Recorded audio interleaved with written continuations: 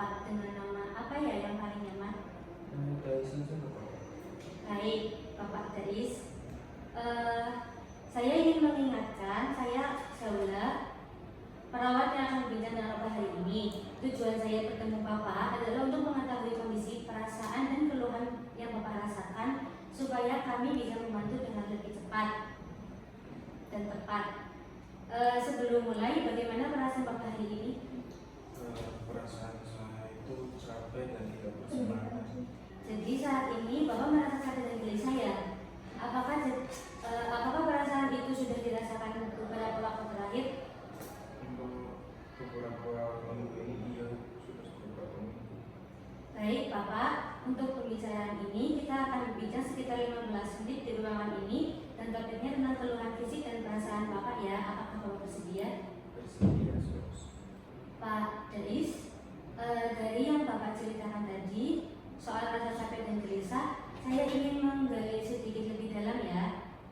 Kalau secara fisik akhir-akhir ini Bapak sering sakit kepala atau merasa tidak enak badan? Iya, saya sering merasa sakit kepala. Kalau soal makan dan tidur bagaimana Pak? Apakah nafsu makan berkurang dan tidur juga tidak nyenyak?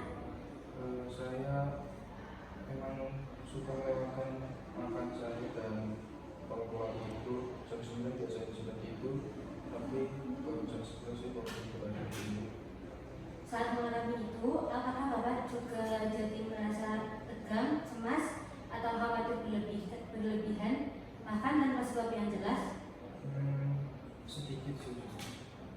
Apakah sampai muncul reaksi fisik seperti tangan bergetar, perut tidak enak, atau mudah lelah walaupun tidak banyak aktivitas? Kalau tentang tangan gemetar itu tidak sampai, tapi sisanya iya. Dengan kondisi seperti itu, apakah Bapak merasa sulit berpikir jernih atau berkonsentrasi, misalnya saat mengambil keputusan atau melakukan kegiatan sehari-hari? Mungkin iya, karena kadang saya mau mengambil keputusan itu tergantung mood dan emosi saya. Apakah pekerjaan atau aktivitas harian Bapak jadi terganggu karena kondisi ini? Sedikit iya. Kalau dari perasaan, apakah Bapak akhir-akhir ini sering merasa sedih, tidak bahagia, atau mudah menangis? Kalau merasa sedih iya, tapi kalau sampai menangis tidak, karena saya kuat.